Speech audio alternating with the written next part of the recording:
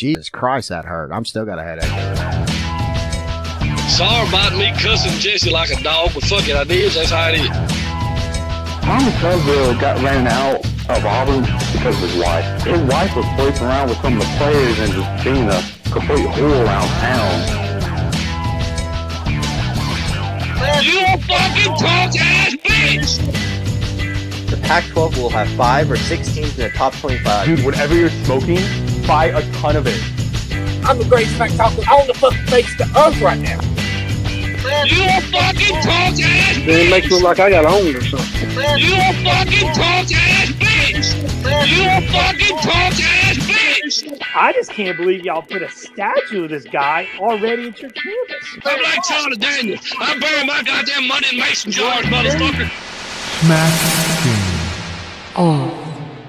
And welcome to another episode of Smacking Off. I'm your host, Shannon Madden, and I'm joined with my producer and co-host, Mr. Doug Phillips. Doug, how are you this evening? Wonderful.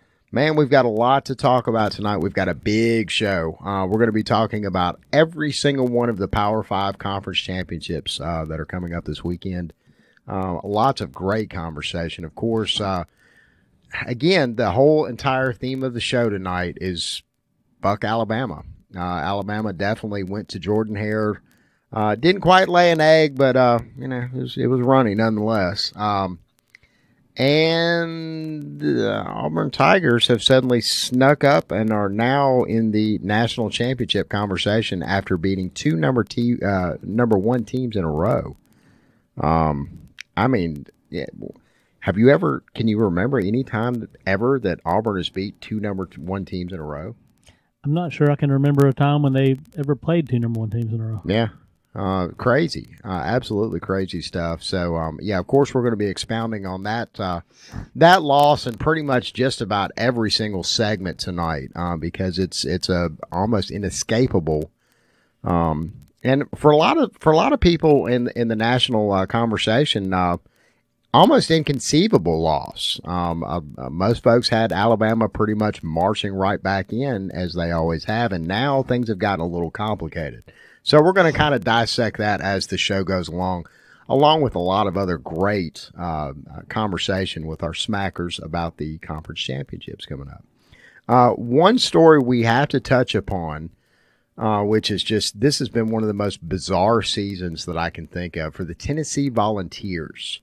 Of course, Butch Jones are the author of our Life Championships. We got to give him full credit for that one. These are the Butch Jones Life Championships that we've been holding every week. Butch, of course, is no longer with Tennessee and has left a coaching vacancy. Well, over the weekend, actually Sunday to be exact, we hear about Greg Schiano. Schiano. Oh, Schiano, excuse me. Schiano. I've got some friends that are named Schiano. Greg Schiano, who, if you remember, is a defensive coordinator for the Ohio State Buckeyes. Used to be, at one point in time, the coach for Rutgers, and actually took them through some pretty rough times and actually turned Rutgers into a, team that was in a lot of national conversations, which for Rutgers was a position they hadn't been in ever during the course of their program. Mm-hmm. Well, Tennessee decided they had landed a good one.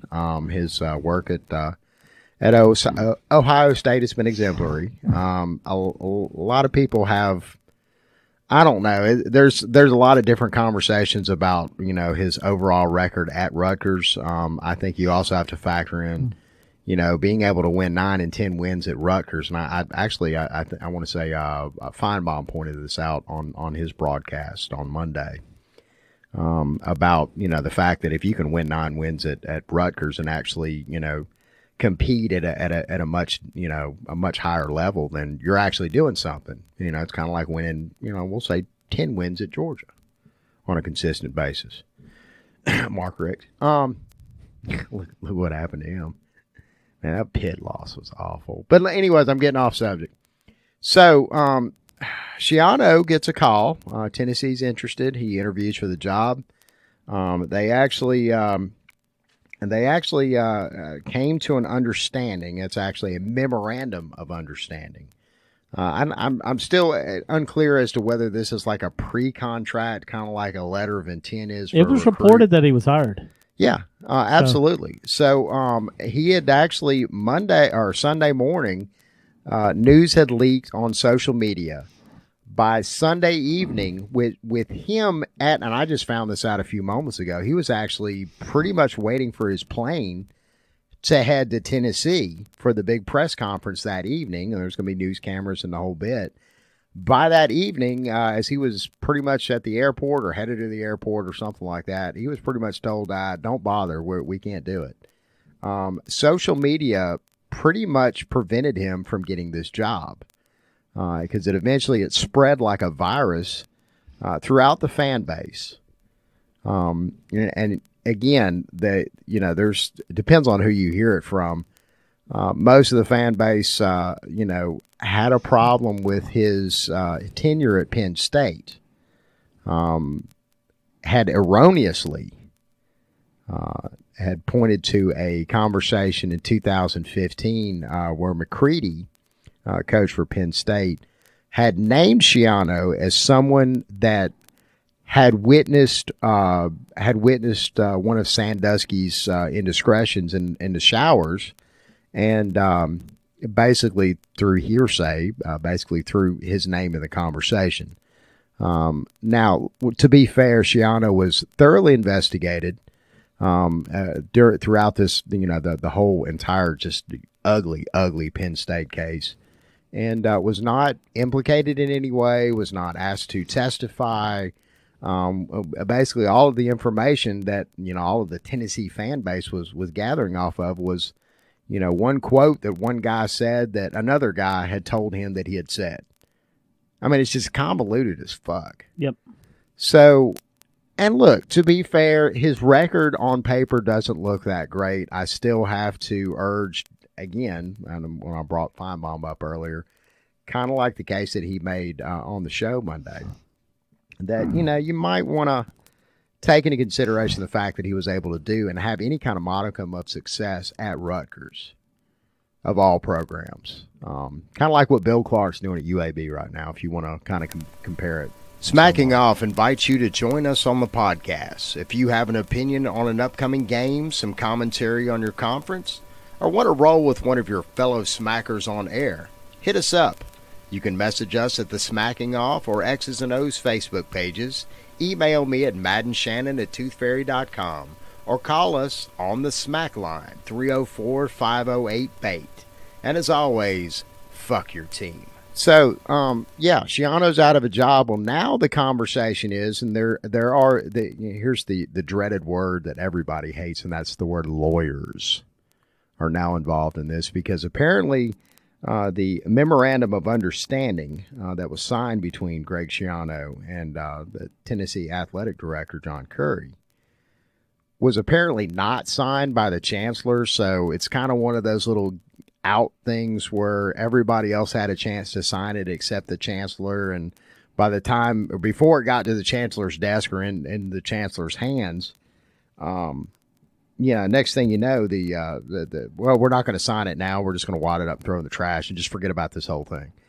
My initial thought right out of the gate, first off, he had to tell Ohio State what was going on, and they obviously knew he was going to leave. So does he just remain the coach for Ohio State or what? What happens at this point in this situation? I mean, I guess that really depends. Did Urban make plans when he heard that he was leaving? Did he go? Yeah, somebody else packing their bags, sitting there waiting on a plane, headed to Ohio State to fill the empty DC position, or were they going to make that a in-house hire, or what? Yeah, we may have a situation here where he's going to be seeking compensation from Tennessee. Yeah, absolutely, because that's where the word lawyers come in. And now there's a discussion about the fact that, well, look, we signed a contract, we had a deal. I'm going to be compensated something. So now there's lawyers involved, and even though it was signed by John Curry, and I think that's another thing that we've also heard today too, that Curry is now on the hot seat over this decision. And again, I really, there's so many different things that have taken place in this one case that have never happened during a coaching search. You know, usually what happens is the coach gets selected, and then the fans either praise it or they bitch about it, one of the two. Well, you know, the Tennessee fans for weeks have been gearing up for John Gruden. Yeah, there have been some big names have popped up in the Vol Nation. So, I mean, where does Tennessee turn now? I mean, who's going to coach Tennessee next year? Who wants to bring their family into that kind of environment where all they have to do is have a shaky game and the fans take to Twitter, and next thing you know, they're out of job. Yeah. You know, that's going to be the perception of a lot of the coaches that are even going to consider Tennessee a job, which, look, Tennessee, to be fair, is a great job. Now, it being an absolute top-tier elite program, not these days. You're going to need somebody, a big name, to come in there and really shake things up. Well, the fact that they had turned to Schiano to begin with is a pretty good indicator that they wouldn't get a lot of bites on this job offer, this open job. So, and this has fallen through now. Where do they turn to now? Yeah, I mean, really, I mean, you think Schiano was a bad hire, but they're not going to be able to get Hugh Freeze to come work for them. Now, Schiano may have made a great coach, but as far as name-wise, it's not a home run. No, it's definitely not. They've been talking Gruden for several weeks now, and I'm sorry. I mean, nobody really believed that was going to happen except Tennessee fans. Well, and again, though, I think it kind of underscores what I was just saying a moment ago about the fact that Tennessee is not. I don't even think they're a top 20 hire now. And this was before this situation happened. They do have facilities. I mean, do you realize how many coaching vacancies are coming up at the end of the season? Well, I'm talking about some good jobs. They're going to be struggling to get somebody on the level of Schiano at this point. Yeah, absolutely. And they're probably not going to pull it off. As like I just said, they're going to struggle to get Hugh Freeze to come work for them. So. They may want to look at Hugh Freeze. Hugh Freeze is probably about the last one. I even heard Petrino's name get popped back up for some reason or another. And, of course, you want to talk about moral indignation. I mean, you know, Bobby Petrino got caught fooling around, not just fooling around on his wife, but also with, like, somebody that worked underneath of him. So that's like, shady on, like, Petrino will definitely do a better job than Butch Jones. I mean, his name is poison, but right now, Tennessee's name is poison. So yeah, and again, might as well just bring in Petrino. Yeah, Petrino, and you're probably going to see his name pop up a little bit more. Maybe not necessarily for the Tennessee job, but I hell, they would be lucky to get Petrino. I don't know why they're not inquiring about Matt Campbell at Iowa State. I know where there is a national championship winning coach right now, just dying to come back to the SEC. Gene Chizik. Nah, I'm just kidding, balls. Y'all don't hate me now. Don't be hating. Yeah, that's again. This is a breaking story. I'm sure we're going to see a lot more come of this, and probably pontificate more upon it here in the coming weeks. But until then, we got a whole lot of football to talk about, and a whole lot of fuck Alabama, because man, that's what it's all about this week. Yep. So y'all stay tuned. There's a lot more smacking off coming up in your ear in just a moment. Visit our Facebook pages, Smacking Off the Podcast fan page and Smacking Off the Podcast group page, facebook.com/group/smackoff, facebook.com/smackologists.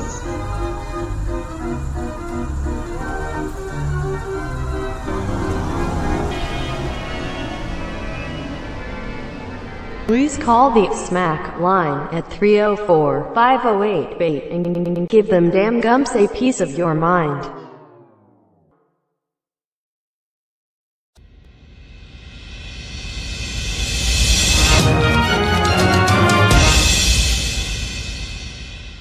And we are back on Smacking Off, the podcast. We have two smackers here to talk about the Wisconsin. What are we talking about? The Wisconsin-Ohio State game? Isn't that what's happening? Do we got to talk to a Buckeye? Is that what's going on? Oh, shit. Yeah, you got to talk to a Buckeye. Alex Bryan. How you doing, Alex? I'm doing amazing. How about you? Man, I can't complain a bit. And we also have our dear friend Sean Devine, who's represented Notre Dame in the past, but has some connections with Wisconsin and has agreed to come on and speak on their behalf. Sean, how are you doing tonight? I'm doing wonderful. It's great to be on as always. Are you going to get laid tonight by that 6-foot girl that you're talking to?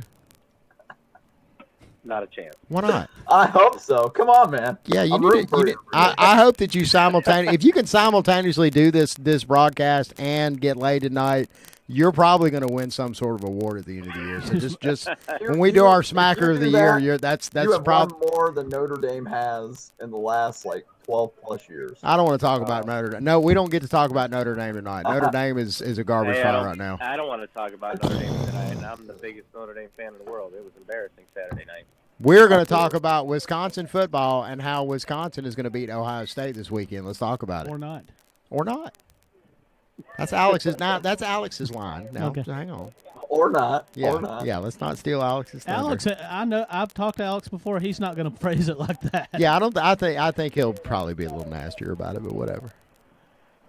So I mean, I know they're 12-0, and I think they're 12-0 for the first time since 1912 or something, which kind of blew my mind. I kind of thought. I forgot for a little bit how they had a better record back in 2000, or had a worse record back in 2014. They were actually 11-2. I totally blanked on that little tidbit there, but I don't know, man. I throwing shade at Alabama here. They have a weak schedule too. Wisconsin does, and I don't know necessarily. Their top win would be Michigan, I guess. Yeah, their top win is them, and that's something to keep in mind. I don't know what to really expect. I will say I didn't like the majority of how Ohio State played last Saturday. I'm glad we won. I do also want to point out to my own fan base, that win was just as much JT Barrett as it was Dwayne Haskins. Okay, we were down 14-0. JT Barrett got that bitch tied up. He did. And would have been up 21-14 at half had Billy Price not botched that snap before half. So I just want to throw that out there. Just as much JT Barrett as Dwayne Haskins. I'll get into the whole quarterback thing going on with our team going into this Saturday in a little bit. But I really don't know what to expect from Wisconsin. Last time we played them in the Big Ten title game, I thought it was going to be a really rough and tough game, Big Ten style, and they were going to be able to pound the ball on us with Melvin Gordon, and it turned out to be a slaughter. Something alone has been the biggest thorn in our side. I mean, especially when Brett Bielema was their head coach, they would give us fits all the time. So, I remember, I think it was 2009 in particular, that we were number 1 in the country, and they were 18th, and they upset us at their place. So, I don't know what to expect. I don't want to come out and say it's going to be another slaughter, but you never know. It honestly depends on what Ohio State team shows up, because unfortunately we are so inconsistent, especially this year. It's kind of alarming. I think you would expect that Ohio State shows up fully for the big championship. Yeah, I would hope. God forbid. I want JT to play, and I want him to give our fan base something to shut up about. I'm an Alabama fan. I'm not pulling for Ohio State, but okay, yeah, I am. Yeah, I'm definitely pulling for Ohio State in this one. Yeah, I was going to say, I know you guys are. Pretty hard. This will be one of the first times in probably my whole life that I'll ever pull for Ohio State. Yeah, we were pulling for you, and we saw how that worked. Thanks, guys. Well, that's what you get. Yeah. Sean, we're going to bring you on because I want you to tell us what you think Wisconsin's gonna do to Ohio State this year. Well, it's really I agree with I didn't catch the gentleman's name that's representing Ohio State. I apologize. You're trying to get laid right now. You don't give a fuck about this podcast at all. It's Alex. No. I didn't catch his name. It's Alex. Alex Bryan, yes, sir. Yeah, Alex is absolutely correct. I feel like, from what I've seen of both teams, as a neutral, I don't care for Wisconsin and I don't care for Ohio State really, but I do watch the games. It really depends on what Ohio State team shows up, and also a caveat to that is JT Barrett going to play? If he's not, then that certainly puts Ohio State a little bit behind the 8 ball. You know what Wisconsin's going to do. Wisconsin's very, this is your steak and potatoes kind of team. They're going to run the football. They're going to try to establish the run on offense, short passing, and they're going to try to keep down and distance, on schedule. And then defense, they're going to stop the run first and force you to pass the football. And, the two common opponents, Iowa and Michigan, let's be fair, Wisconsin's looked better against both. And really the decision-making of the Wisconsin quarterback, Alex Hornibrook, is going to tell the tale here. Sean, do you feel like Wisconsin on the national scene is getting absolutely no respect right now whatsoever? They absolutely are getting no respect, but a little bit to that is the non-conference schedule they play. They really expected BYU to be better than what they were, and then they scheduled 2 cream puffs. Outside of that, and to be fair, the Big Ten West was down. I mean, really, they're other than Iowa, I guess you could say Northwestern is an okay team. But Nebraska was trash. Northwestern sucks. They've won 9 games, haven't they? Northwestern? Yeah, but Northwestern's really not that good. Let's be honest. Yeah, they're an inconsistent team. Yeah. I mean, they're 9-3 now. They might be like 7-5 next year. Mm-hmm. Right. They're a roller coaster. Yeah, 9-3 is like just an absolute, incredible season for them. And it's still just for Northwestern. 9-3 is a hell of a year. Yeah, that's a great year for them. Right. I mean, but the rest of the Big Ten West, Minnesota's bad, Nebraska's bad, Iowa's very inconsistent, Illinois is just absolutely putrid, Indiana's hit or miss. Indiana's Big Ten East. Is it? I apologize.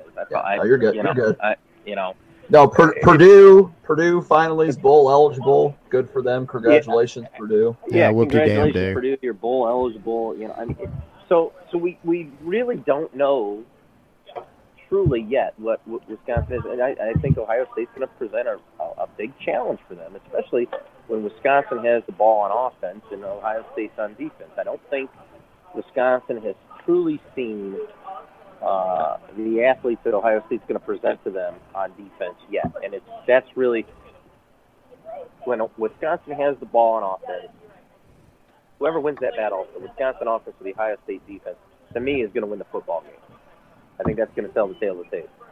Yeah, I can definitely agree with that. And to add to Sean's point, Wisconsin avoided playing Michigan State, Ohio State, and Penn State this year. Obviously, Ohio State, Penn State, and Michigan State, and the Wolverines, they all have to play each other every year. Wisconsin over there in the West, they're kind of the lone team every single year that seems to, avoid playing all the top teams. Last year they played, I believe, Ohio State and Michigan. I don't think they played anybody else, so they had a way better schedule last year. And I mean, a lot of this, you can't really put the blame on them. When the Big Ten championship first started out, there was the Leaders Division and Legends Division, and Wisconsin and Ohio State were in the same division with each other. At Michigan State, outside Penn State was also with. It was a lot more balanced out, even though at the time it really wasn't, because like Penn State wasn't as good and all that other stuff, and then they switched the divisions up to East and West, and now it's just so lopsided, it's crazy. Mm-hmm. So, I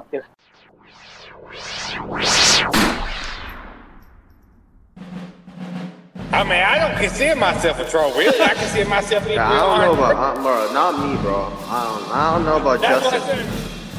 Speak goddamn women and something, man. I'll beat your goddamn brains. Yeah, but it was still a horrible look for Oklahoma. Dude, whatever you're smoking, buy a ton of it. Don't forget to subscribe to our YouTube channel. I mean, really, the crux. Go ahead. I'm sorry to interrupt you. So the crux is that the Big Ten, when they admitted Nebraska, really thought Nebraska was going to be a hell of a lot better than they have been, and Nebraska has been absolute clown shoes for the last basically 6 years. That's a great way to put it, clown shoes. Clown shoes, yeah, that's I like that true. I think Nebraska. I think Ohio State beat Nebraska this year by like 50.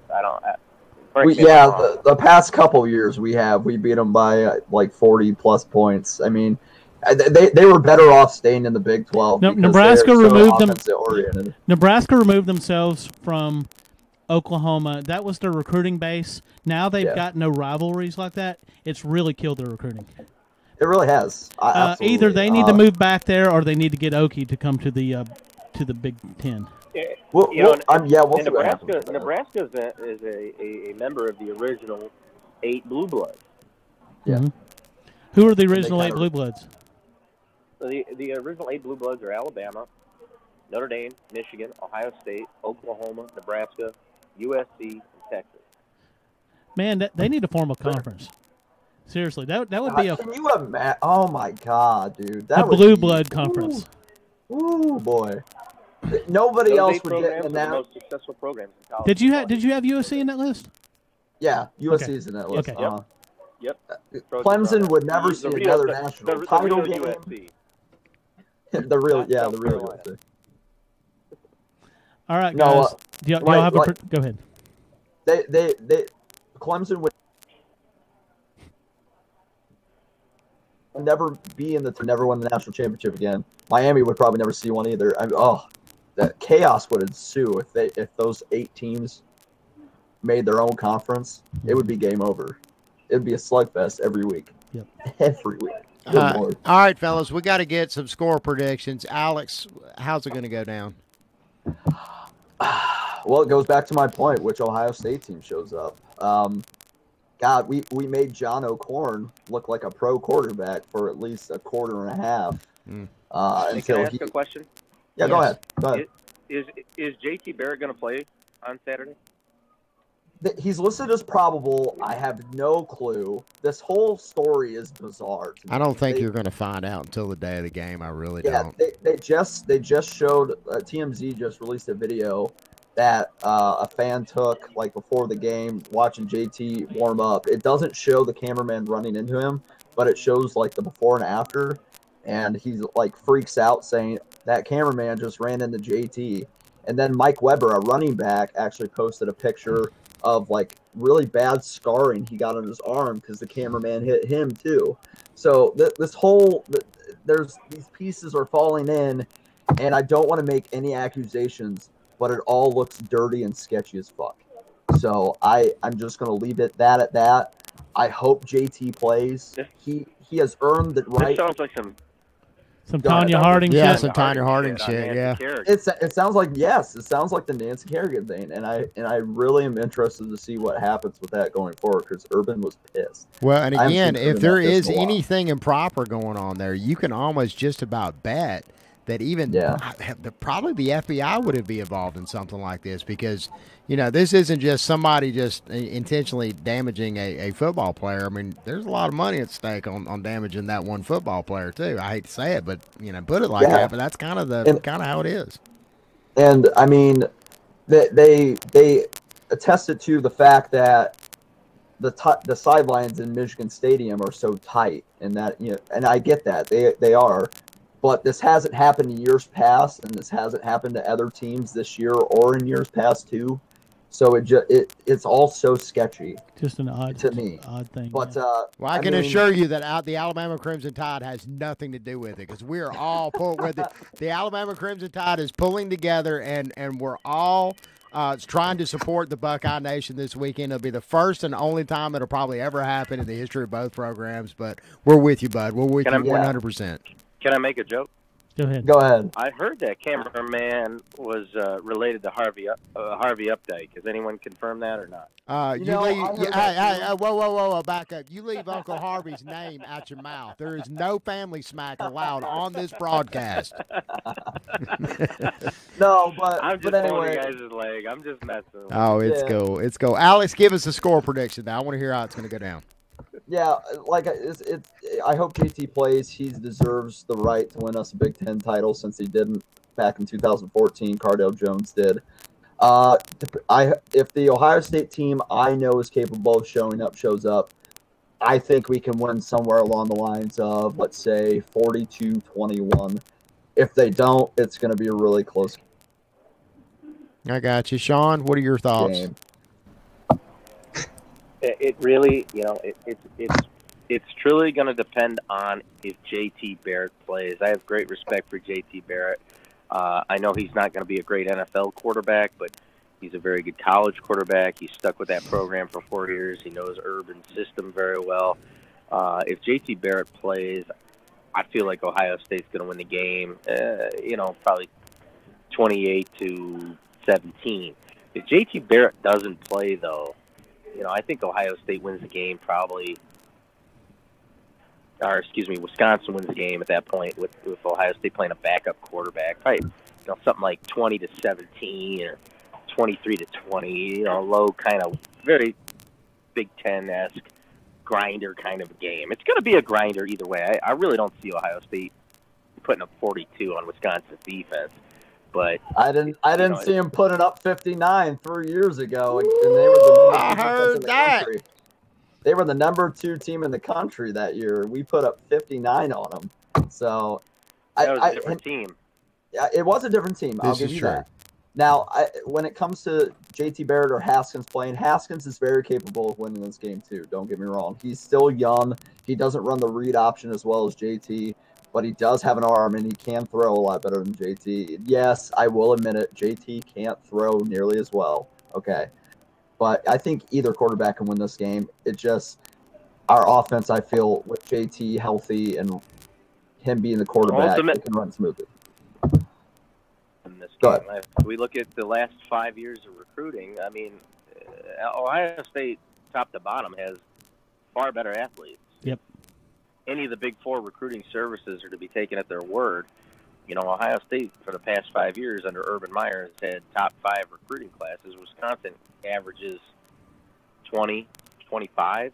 Well, I mean, even as inconsistent as Ohio State has looked this year, Vegas still thinks that they're. It's alarming, and a lot of that has to do with coaching and amongst other things. I mean, but Vegas still thinks that they should be 7-point favorites over an undefeated Wisconsin. So. Yeah, that's crazy. That's no respect one bit whatsoever. I personally think Paul Christ is a better in-game coach than Urban Meyer.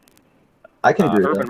Urban Meyer is a better recruiter, a better program manager, but as far as in-game decisions, Paul Christ has done quite well. Yeah, I think you're right. Back and look at last year's game against LSU up at Lambeau Field. Mm-hmm. Paul Christ is in-game. He's an animal. He makes great in-game decisions. He doesn't get lost in games like Urban does, and that's one thing I hate about Urban. He kind of Well, that's because Urban's got that heart problem he's got to think about sometimes. The heart problem. Heart medicine's got him kind of fuzzy. Yeah.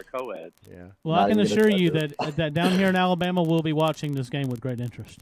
Yeah, great interest because again, it's kind of tied to our future at this point. But fellas, we're going to boogie. I'm a fan. I'd be rooting for TCU this weekend. Yeah, that too. We're rooting for both. I mean, hey, if both of them happen, then if both of them happen, Alabama's a lock, and then Auburn beats Georgia. Ohio State's in if both of them happen. Yeah, this is true. I hope. Go TCU. Yep. Do we expect Auburn to beat Georgia? No, I don't expect.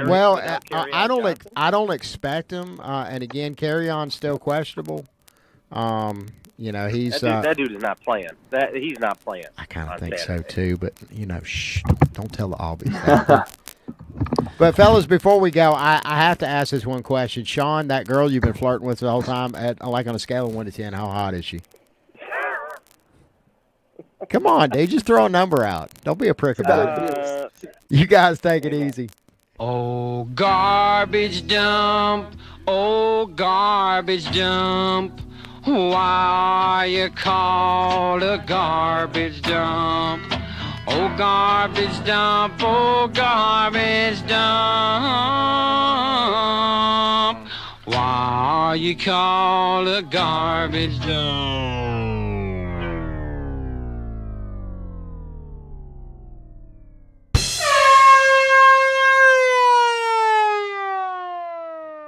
Hear me? Yes. Hell, fuck yes. That's what I'm talking about. All right, now this is going to be the Bash Piggy. My speakers aren't coming through my headset.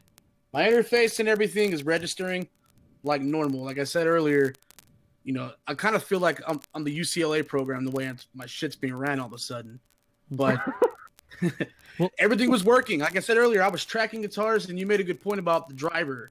So I thought maybe, that was doing it because Windows likes to be freaking retarded. That's man. We run this whole entire operation on Linux, my friend. You need to look into it. It's a beautiful thing. It's a wonderful tomorrow. Now my headset's not coming through like it's supposed to. Of course. But can you hear us?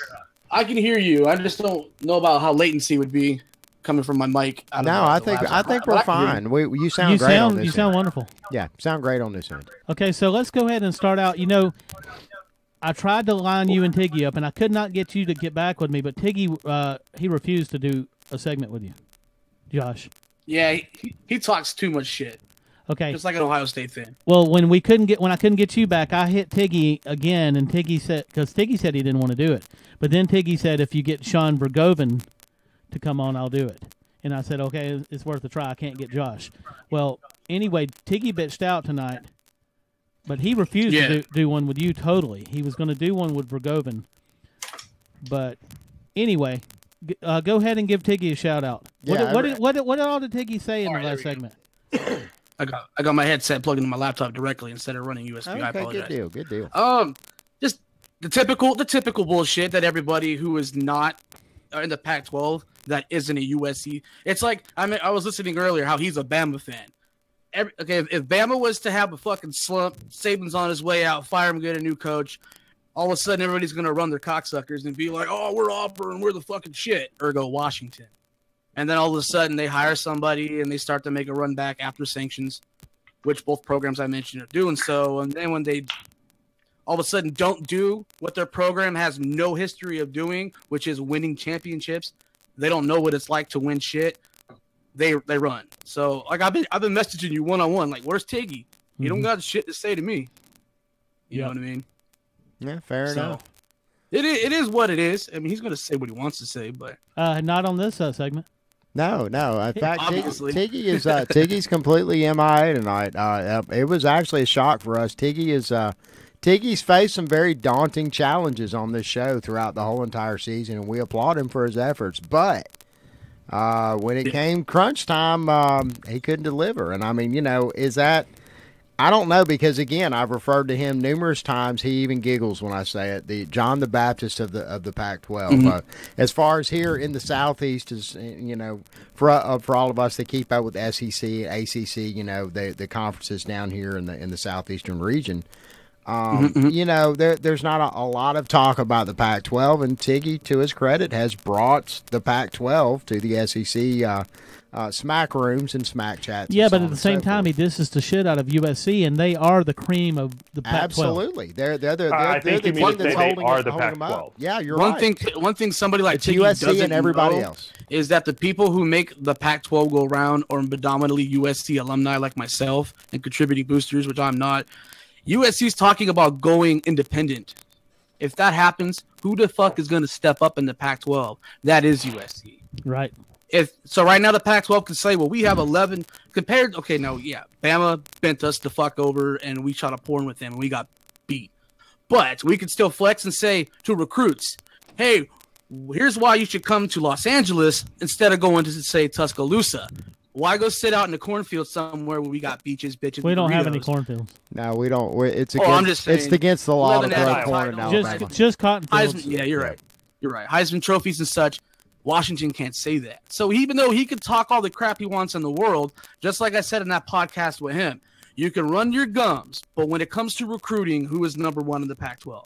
Well, Josh, I have to clear up one thing though, because again, we do broadcast this show from the state of Alabama, and it's against the law in everywhere except for Lee County, which is where Auburn is located, to grow corn, and Auburn has to grow it down there because they don't use toilet paper to wipe their ass with. That all goes on the trees, so they have to wipe their ass with something. Yeah, and of course, it's fertilizer and the whole bit. They're into the whole agricultural thing down there. They grow some great pot too. Oh man, and the mushrooms coming out of Auburn, choice. Okay, let's focus for a moment here because we have the Pac championship coming up. And Sean, usually you are representing Michigan State because this whole segment got convoluted, unfortunately, by Tiggy. We brought you on because you're a very loud presence, and you've had a lot of, and he lives in Arizona. So yeah, you live in the heart of Pack Country. So, I do. Tell me about how this is going to go down. For living in Arizona.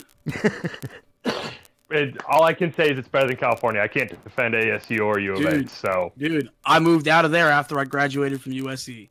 I don't want no damn liberals telling me what to do. Me either. Hence why I moved to Arizona. Get all the nice weather without any of the bullshit. Sadly, I'm 15 minutes from Ohio State, so I get to deal with those clowns. Oh man.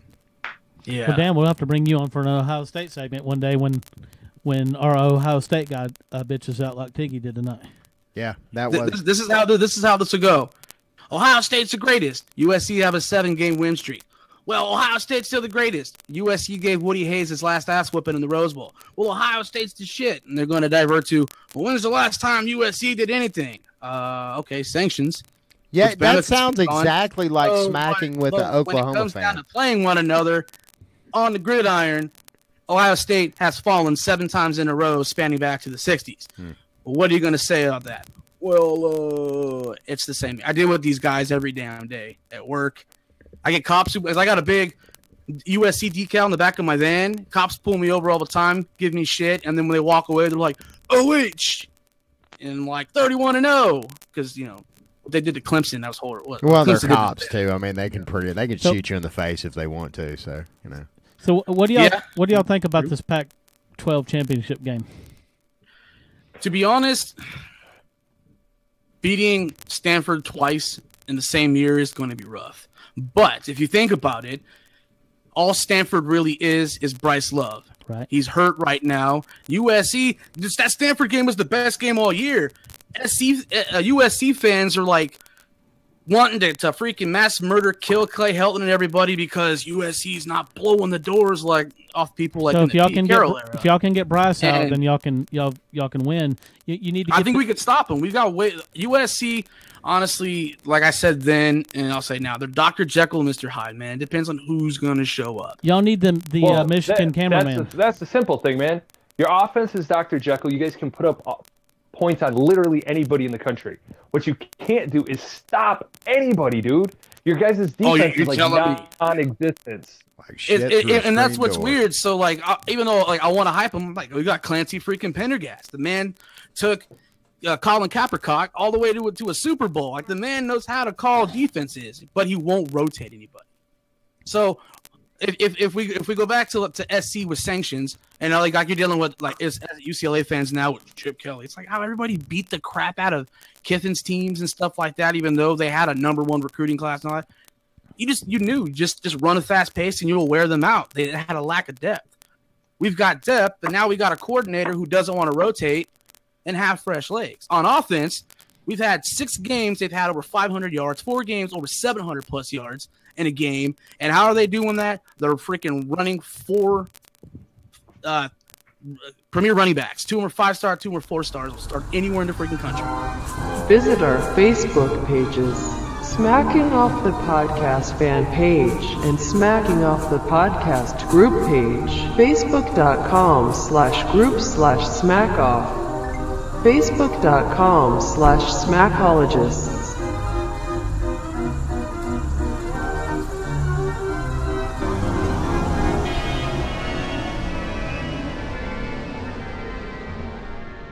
You're getting them all. Boom. Ronald Jones, and then back to back, and then you'll get, I'm drawing a blank right now because I'm on a spot.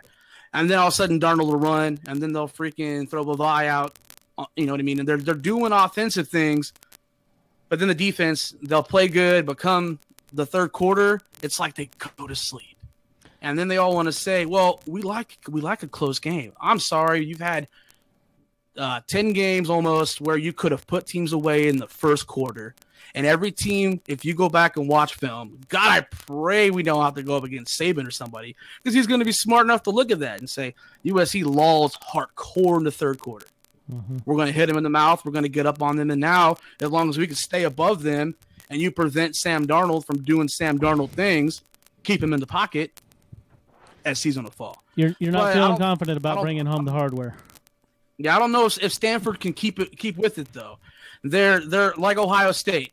If you stop Barrett, you stop Ohio State. You know what I mean? So you stop Bryce Love, you stop Stanford. The quarterback's going to do KJ Castillo is doing pretty well. True, but he's not Sam Darnold. I could say that, you could put him up there, but just like with Tiggy and stuff like that, you could say, well, we're winning, we're doing this and doing that. Well, how many times did your offense put up over 500 yards? How about 700 yards, right, which is freaking preposterous? And you're putting up astronomical numbers like that, video game numbers. We should be fucking destroying teams, and then I'm over here pulling my hair out of my beard, like, what the hell is going on at Southern Cal? I don't know. I'm annoyed about. I want to be confident as an alumnus and all that. I'm not a sunshine pumper. I'll be realistic with you, but beating him for a second time, and in one season is going to be tough because USC's got a rookie staff while SC was sanctioned. Someone, I forget his freaking name over there or whatever his name is, but he made Stanford the IT program next to Oregon while Southern Cal was sanctioned. Right. Sean, Harbaugh, what do you think? Get name? I keep forgetting. I apologize. David Shaw. I was drinking and playing video games before you hit me up. Sean, what video game were you playing? Grand Theft Auto Online, baby. I was chilling with the crew. Very nice. Killing people like crazy. Sean, what do you think about this game? I personally think we're going to see one of the highest scoring championship games all week. Neither of these teams play any defense to speak of. None. Just looked it up. Stanford has held opponents to under 300 yards twice all season. That was, let's see here. That was Oregon State and Rice. Okay. Has never held an opponent under 200 or under 300 yards this entire season. Right. That includes teams like Oregon State, the worst Power 5 team in the country. So it's just, I think we're not going to see any defense. Period. I think we're going to see a TCU Baylor match. Kansas this year, right? Yeah, for the absolute worst in FBS or Baylor, Oklahoma would be the same thing. No one's going to play defense. Let's get out there and score. So I mean, this game is literally going to come down to who doesn't turn the ball over and who ends with the ball last. I mean, it could be the exact opposite of Georgia Notre Dame. Pretty much, literally. Steelers, Green Bay last night. That's exactly what that was. Yeah. And so this championship worries me because SC can come out, say they do put up another, astronomical, video game style game again, and they beat the living squad out of Stanford and send them packing back to Palo Alto. I don't think they could hang with the teams who are legitimate in the playoff. So if that doesn't happen and they don't make the playoff, there's, scuttlebutt saying that they might get a team like Auburn who, if they don't make it, in the Fiesta Bowl. Oof. Holy crap! Well, I think Auburn will uppercut the squad out of SC. Well, I think it's safe to say the Pac-12 has literally zero chance of making the playoff. Yeah, I don't think so. But that's a safe bet. I'm hoping Josh has a shit out of Stanford. Josh has a differing opinion about that, though. Josh, what's that? The differing opinion. You seem to express some objection over the fact that the Pac's completely left out of the playoffs now. Well, are you referring to our conversation earlier?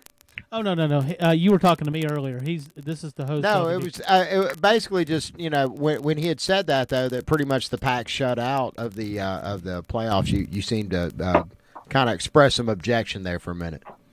Well, yeah, that's only because I think if you win your conference, you should be in regardless. But there's 5 conferences, so yeah, there's only 4 games. It's convoluted as it can get, and then at the same time, and then you're going to come down to okay, well, who was the better Power 5? Well, yeah, USC. They haven't.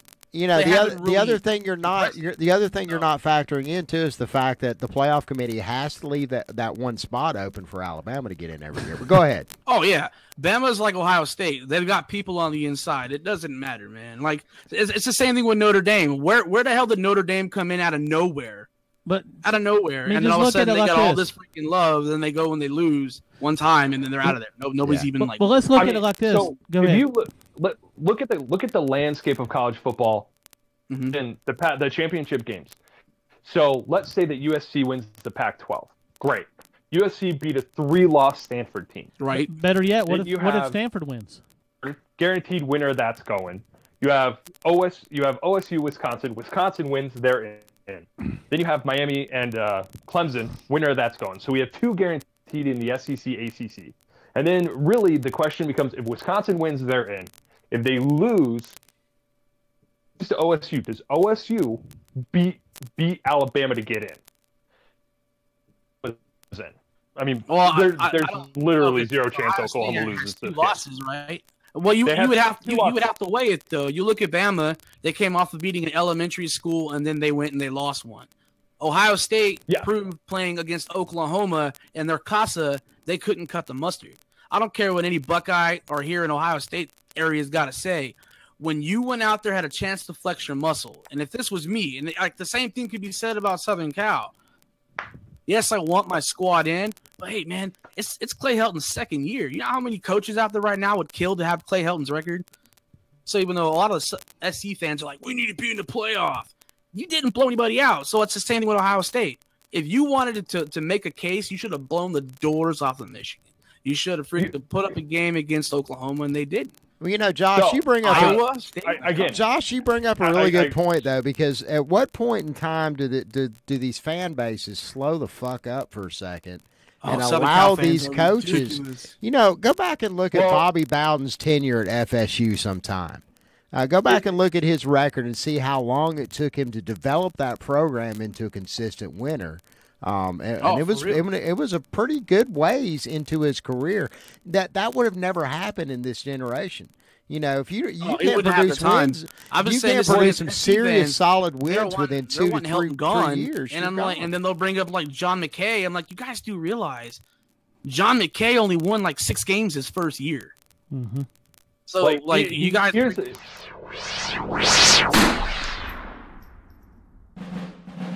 I mean, I don't consider myself a troll, really. I consider myself a I don't know about, bro, not me, bro. I don't know about Justin. Speak goddamn women and something, man. I'll beat your goddamn brains out. Yeah, but it was still a horrible look for Oklahoma. Dude, whatever you're smoking, buy a ton of it. Don't forget to subscribe to our YouTube channel. This all stems, and Josh, as someone who lives in OSU territory, you can appreciate this. This all stems from the fucking Jim Tressel, because he was the first coach that consistently won and was playing for national championships. Now, granted, he didn't win as much as Saban, and it wasn't a dynasty. I'm not going to argue that, but he was the one that had OSU in. He always had OSU in that conversation. Yep. Yeah. And then Saban kind of took it to the next level where Alabama can win, what are you guys, like 6 out of 7 at this point? Can win 6 out of 7 national championships. Why the fuck can't we? Well, I don't know. Maybe because Bama also has like most money standing behind its program.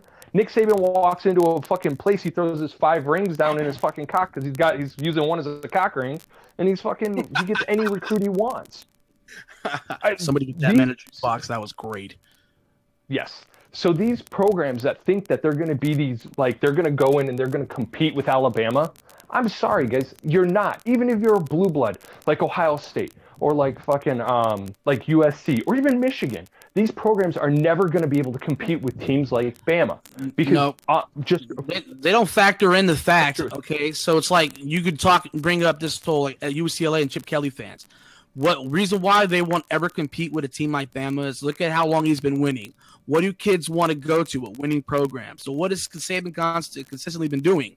Winning. What does winning bring you? Top recruiting classes, top talent across the country. So no matter what, they're down this year. He's still going to have a top 3 to top 5 recruiting class. The talent's going to just come right back in. Hell, he's got another quarterback, a Hawaii kid who's going to come to SC, I thought. Just waiting his turn. Tua, yeah. Just gonna reload. And just remember, you just said that Alabama's down and they're 11-1. So that right there tells you what kind of standard we're talking about. And their one loss was by a top 10. And I'm not even criticizing your statement. After what happened, just definitely a down year. I'm just being honest. You know what I mean? Like a true. lot of USC fans. I'm in a lot of these groups, and I'm over here like, you guys are retarded. You know what I mean? You know how many coaches out there, how many coaching vacancies are out there? And then go ask every one of these coach, would they love to have USC's record right now? I know a bunch of Tennessee fans would. They give their left nut for it. We got blown out. We got completely butt-fucked by Alabama. I paid money to go to that game.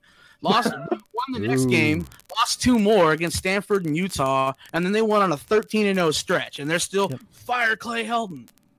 And then we look at the big debacle. Why is Ohio State jumping the Big Ten championship? USC gets that championship winner in Penn State, plays one of the greatest Rose Bowl games I've probably ever witnessed in my 33 years of life, and they're still like, fire the freaking man.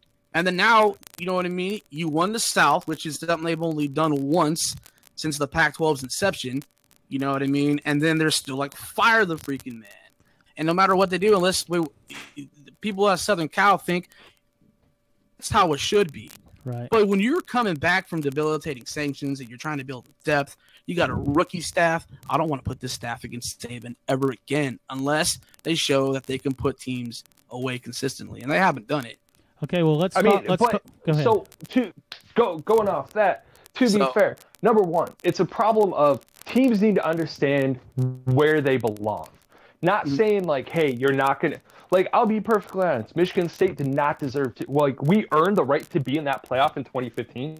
We were nowhere near the ability to compete with Alabama. And that was evident by that game. At no point in that game was I like, hey, we stand a chance. Oh, I take that back. I was until the kickoff. Hey, no, we're going to get ass raped by Alabama again for the second time in like 6 years. So you've got to understand your place. Like, don't get me wrong. I would love for Michigan State to win a national championship, and I think they can get to that.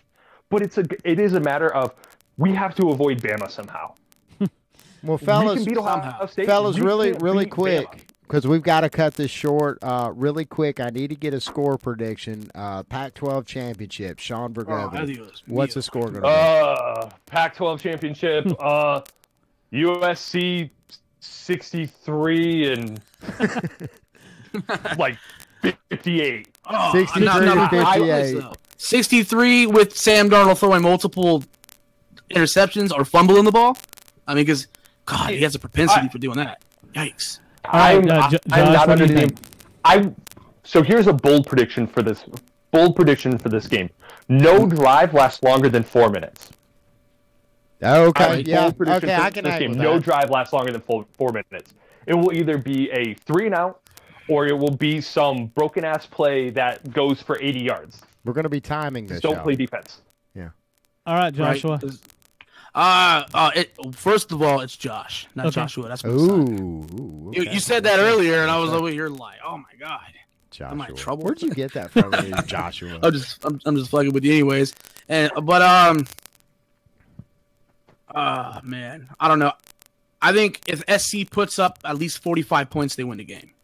Anything less, they're not going to win.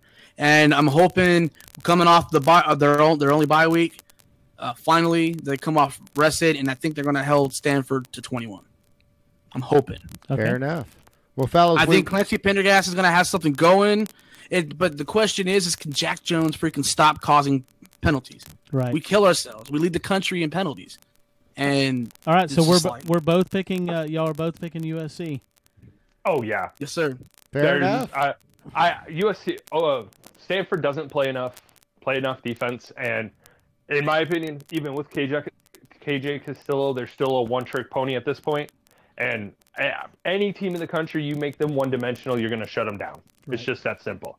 If there's no threat of a pass, if there's no threat of a run, a team can just play to your weaknesses and beat the crap out of you. I think USC is going to do that. I think they're going to shut down Bryce Love and force KJ Castillo to beat him with his arm, and I just don't think he does it. All right, guys. That is true because USC does lead the nation in sacks right now. And so, I mean, are they going to keep it up? They're going to keep that trend going. But at the same time, the defensive front has been – both fronts, offensive and defensive, has been an issue. So are they going to show up rested? You know what I mean? Because my alma mater has a propensity of going into games where they are on paper are supposed to just eviscerate teams, and then they lose in Corvallis on a Thursday night, or like example this year in Pullman on a Friday night. Yeah. So you're like, and here we are playing. Hey, good on a news for you. The Friday game's night. on a Saturday, so you should win. Okay, guys, we really appreciate it. We're going to have to cut this one. Yeah, we got a boogie, but guys, it's always great having both of you on. I hope to have you on for future segments. Likewise, I appreciate it. Much respect to Michigan State, even though fight on. For Hey, your old I got nothing. I can't say anything bad about USC other than you play in the shittiest conference in college football. So. You're telling me, man. This Hey, season maybe Chip Kelly coming back, people will be like, SC can beat, or the Pac-12 can be something, but no. Not enough people stay up late enough to watch the game, so it doesn't matter. Jesus Christ, that hurt. I'm still got a headache. I'm the greatest right now.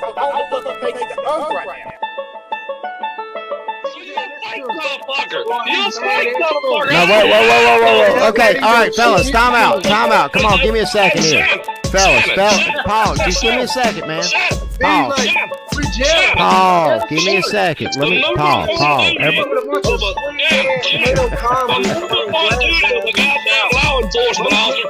Ladies and gentlemen, this is what it's all about here at SmackDown.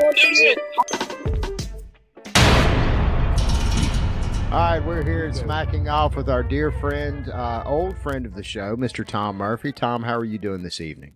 Doing wonderful. How you guys doing? Man, I can't complain a single bit. Tom's going to be talking about the Big 12 championship coming up between his Oklahoma Sooners and the TCU Hornet Frogs. Yep. Could not find a smacker from the sorry, let's adjust that. Could not find a smacker for the Horny Toads there, so are there any? I think there are. I mean, I keep hearing about them, but I can't find them when I actually go look for them.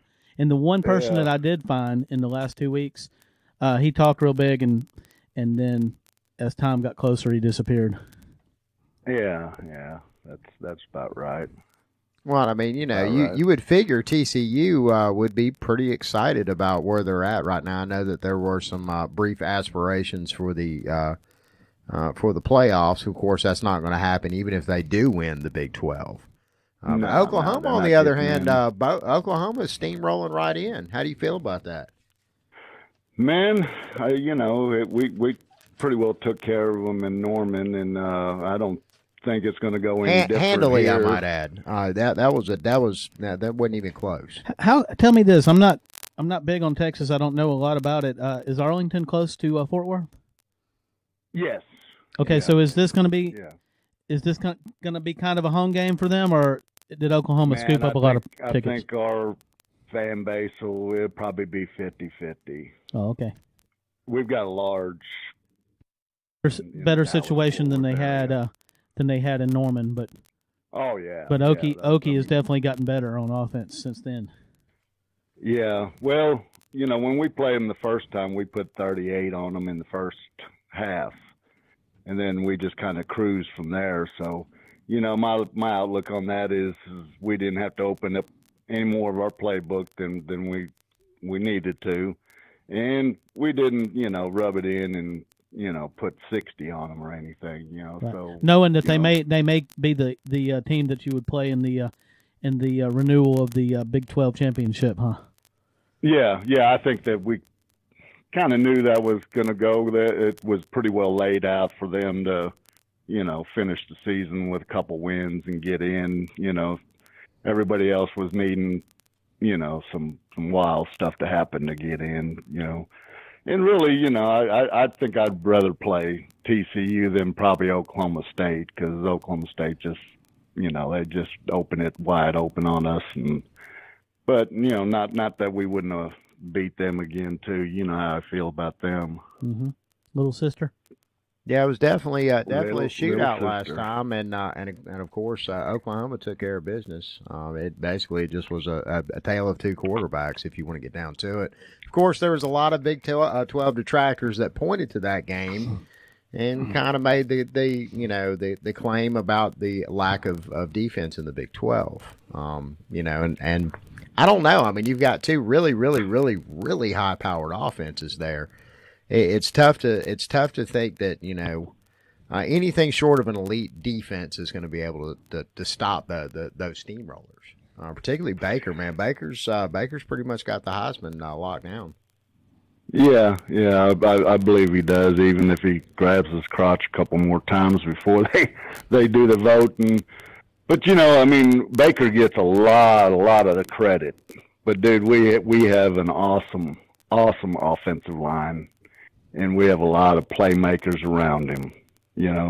But yeah, he's what makes it hit. He makes it go. But man, when you watch our offensive line work, sometimes I got season tickets. I watch from a pretty good, height and everything. I see what's going on, and man, there's plays where our guys are pounding guys, for 10 seconds while Baker's running around crazy back there, So our offense is pretty good, and I really don't see anybody just totally shutting us down.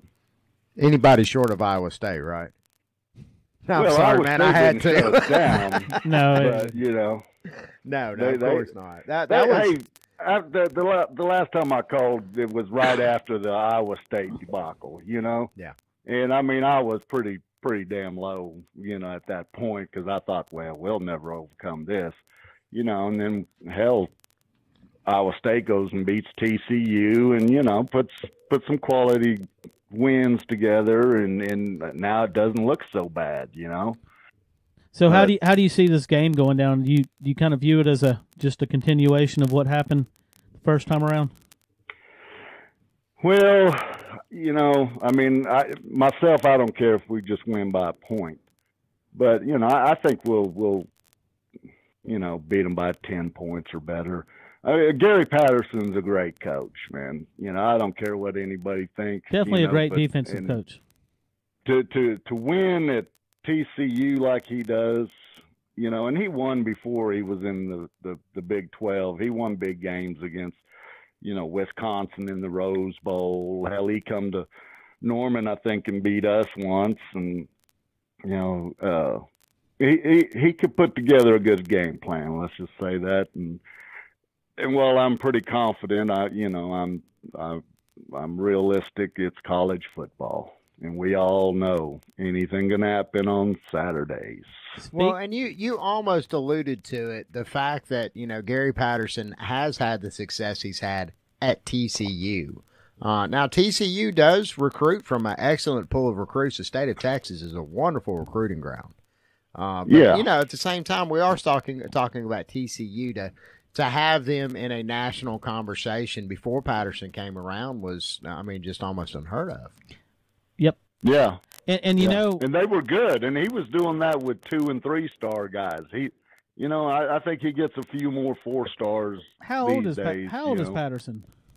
Does anybody know? Man, he's got to be in his 50s. 50s. Well, he took over for Franchione. That was back in 2000. Oh, there's some bitter Alabama history right there.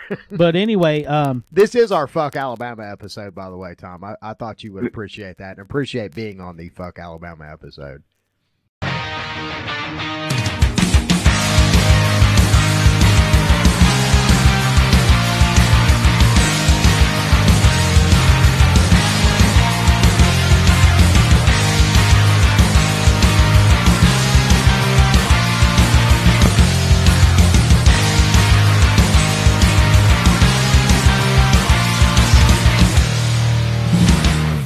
Yeah. But I'm being really nice here, guys. You don't have to be. You're under no obligation to be nice at all.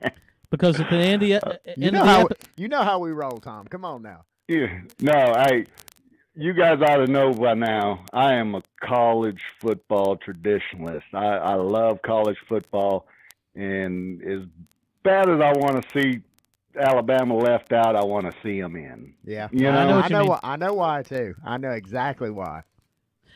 But anyway, what I was going to say about Patterson was, with all these coaching vacancies coming on, it's going to be a real shock if somebody don't grab him up this year. He just upped his contract. To okay. Just 2 days ago, I think he re-signed the contract for another till 2024 or something like that. Okay, so he's definitely made a commitment. I don't think he's going anywhere. No, unless one of the really big schools throws something at him. Man, I just don't think he's interested. Yeah, You I mean, know? yeah, I mean, he's got a he's cool a good coach, and I'll tell you, if you gave him, 4 and 5 star recruits like other places get, I would be shocked to see him not in it every year. If I was him, I'd have had to go to College Station if they would have threw me an offer, because that would be the supreme place that he could be in the state of Texas, other than Texas. Yeah.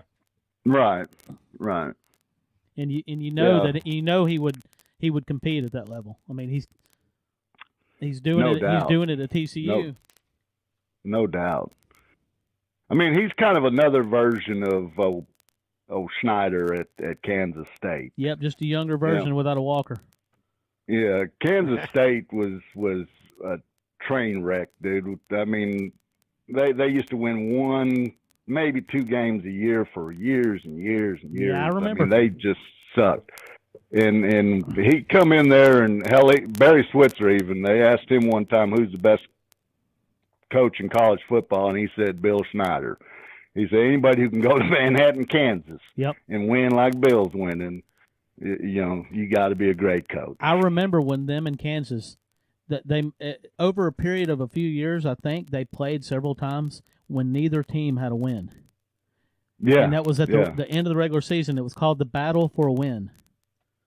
They would call it that on ESPN when I was a teenager and I first started watching football.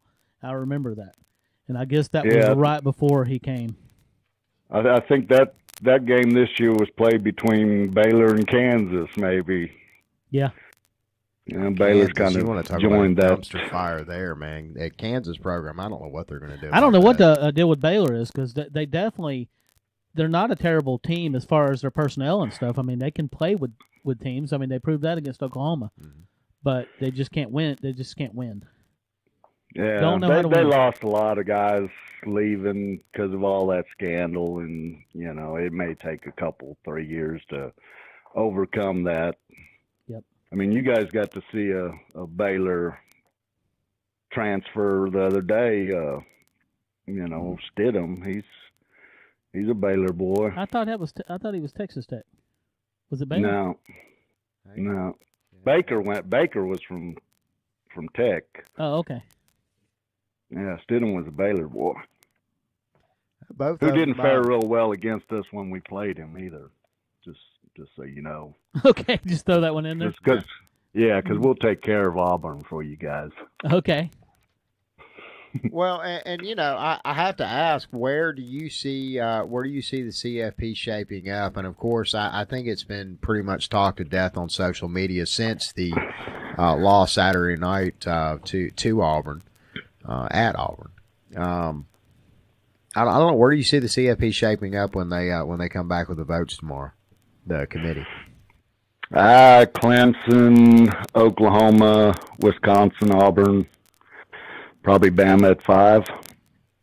Which one of those teams in the top 4 drops and bumps Bama back up? Does Bama bump back up without winning their conference? I think that if Oklahoma were to lose, because I don't think TCU's getting in. I don't either. So that would definitely open a spot. That's the biggest long shot that I see. How about the Buckeyes over Whiskey? Well, myself, I would put Bama over Ohio State if they win. Right.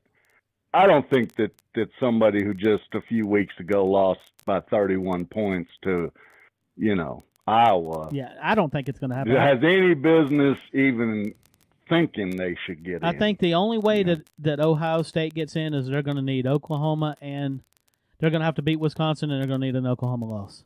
Yeah.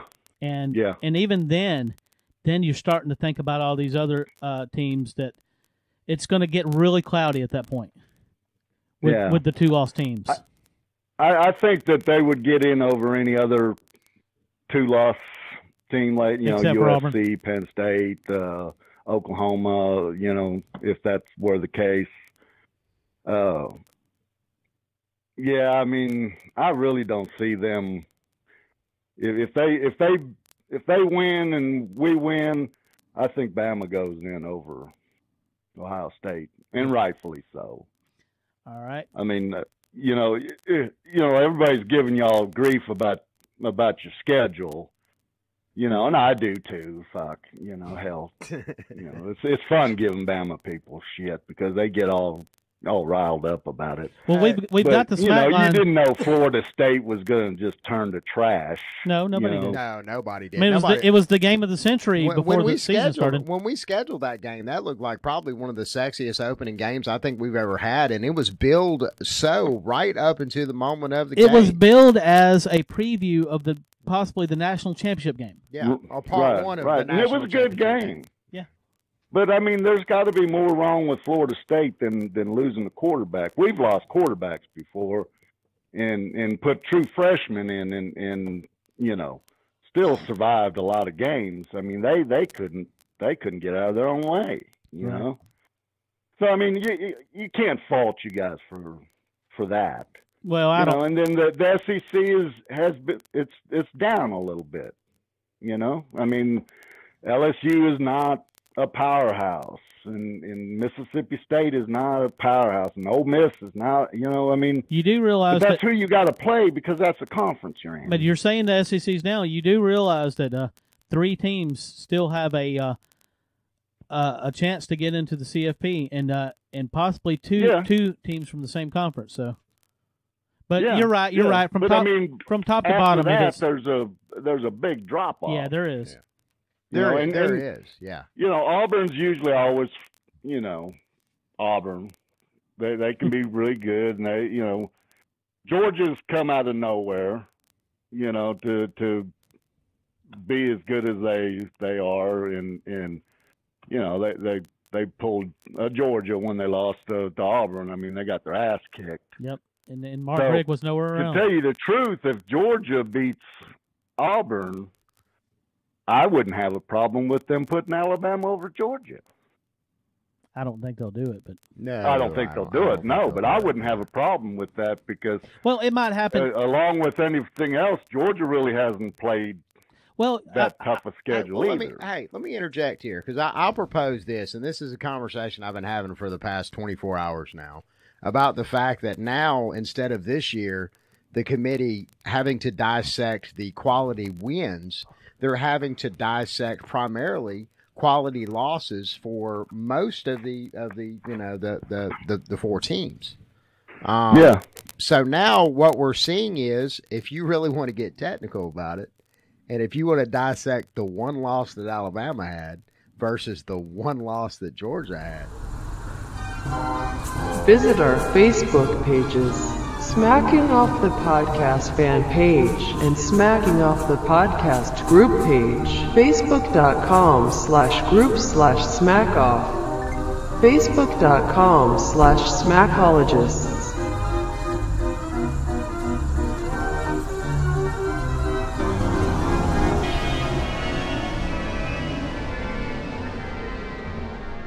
Okay, we edge them out by what, like 10 points, 11 points?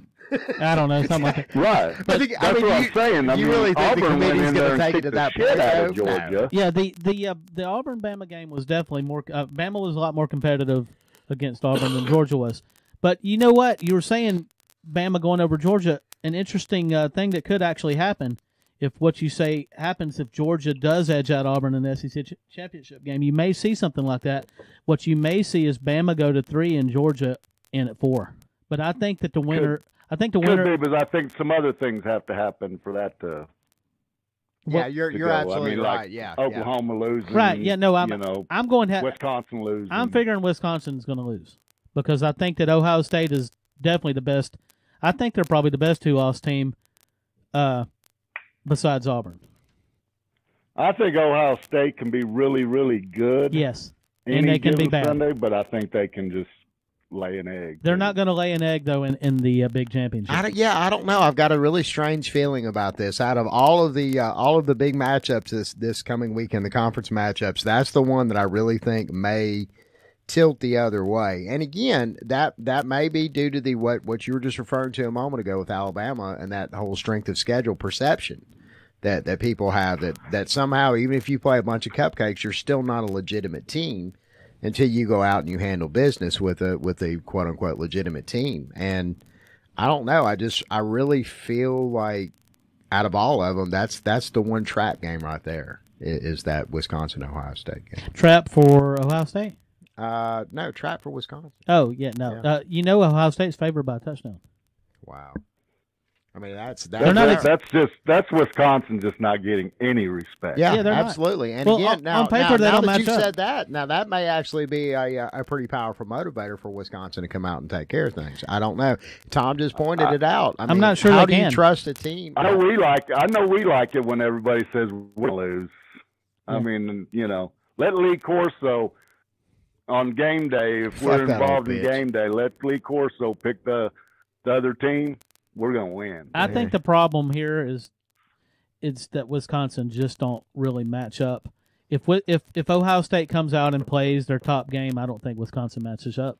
And it doesn't really matter how motivated they are. But if their conference is just screwed up in the way it's divided. I mean, it's almost like what the SEC used to be a few years ago, where the West is so much stronger than the East. What they should do is name the divisions big senior and big junior. Yeah, something. I mean, because Wisconsin's got Nebraska. I don't even know who all they play, but they don't have to play Ohio State, and I mean, they played Michigan this year. Whatever. I don't think much about who Michigan. are you talking about? Wisconsin? Michigan's garbage. You're talking about Wisconsin? Mm-hmm. Yeah, Michigan's their strongest win. Yeah, and that's, and again, and they're not even going to be rated in this poll. No. So it's I don't know. Las Vegas definitely don't think much of Wisconsin here as a 7-point underdog. You said earlier that you thought Okie would win by 10. You got a score prediction on this game? Yeah, it's probably going to be more than 10. I would say it's going to be 42-17. Ooh, that's an ass whip. I got a lot of confidence in my boys. Yeah, and again, there's no reason that you shouldn't.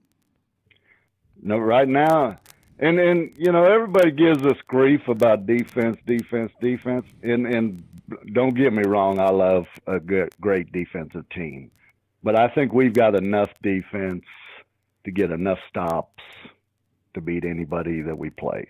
And look, enough defense will get you to the playoffs. Now, whether it will facilitate you winning the championship is a completely different matter altogether. But right, it really depends on who all shows up to the big dance. I think we've got enough to stop people. I think we're geared more to stop teams out of our conference than we are even in our conference.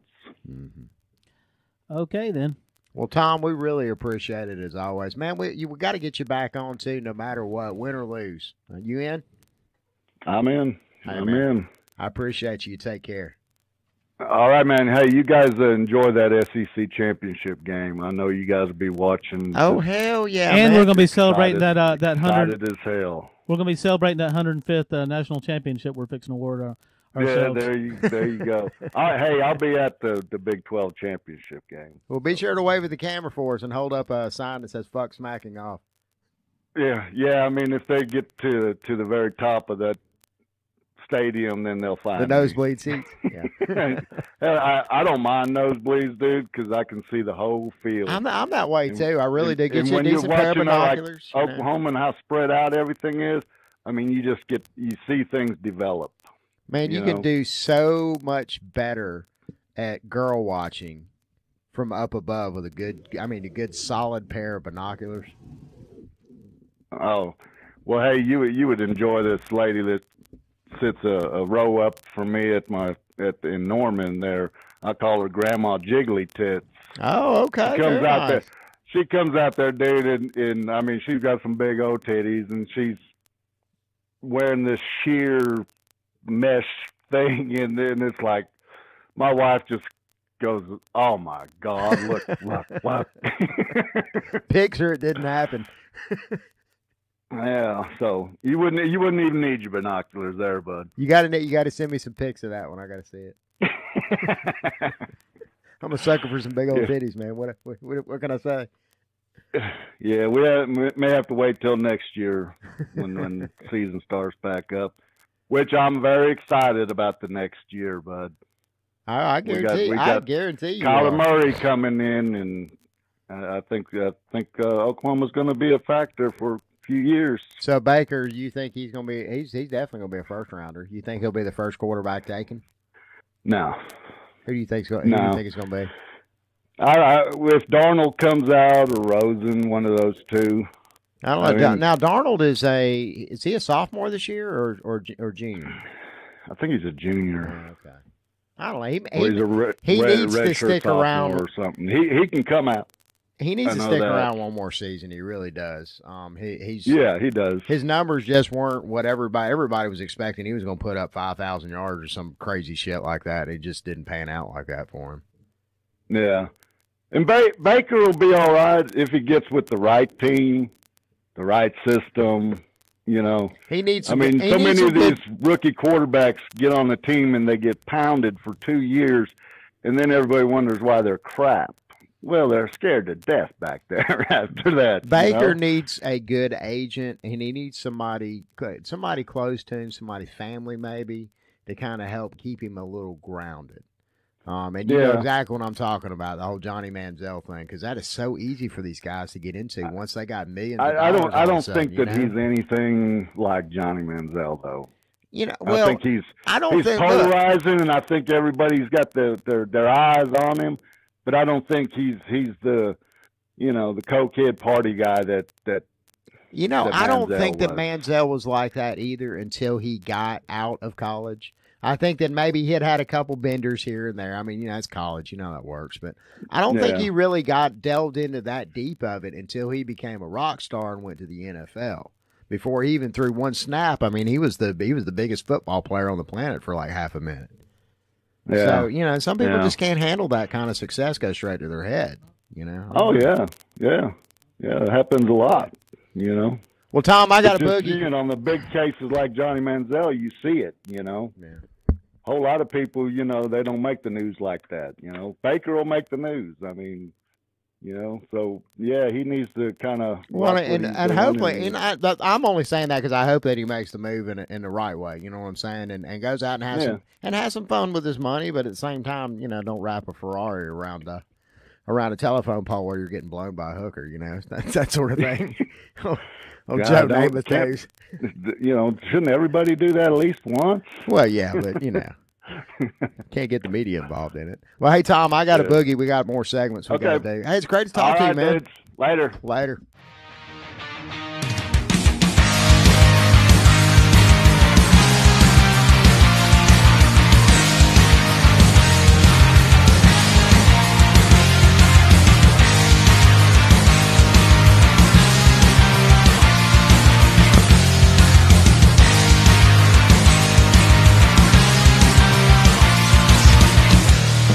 Each week, Smacking Off presents our Life Championship.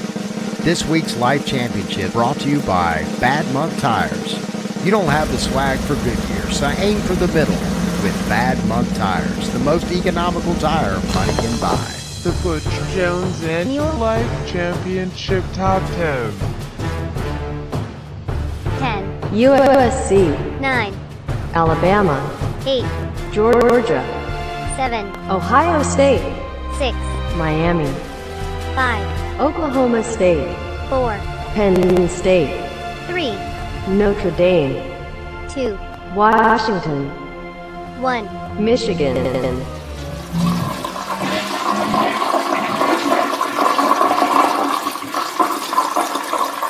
And we're back on Smacking Off. We're joined with our dear friend, Mr. John Cooper. John has been on the show before, and he's here to talk about the ACC Championship. Miami Hurricanes, let's talk about them for a minute. What a ride Mark Richt has led those boys on this year. Yeah, that's exactly right. No one expected Miami to be 10-1 going into this game.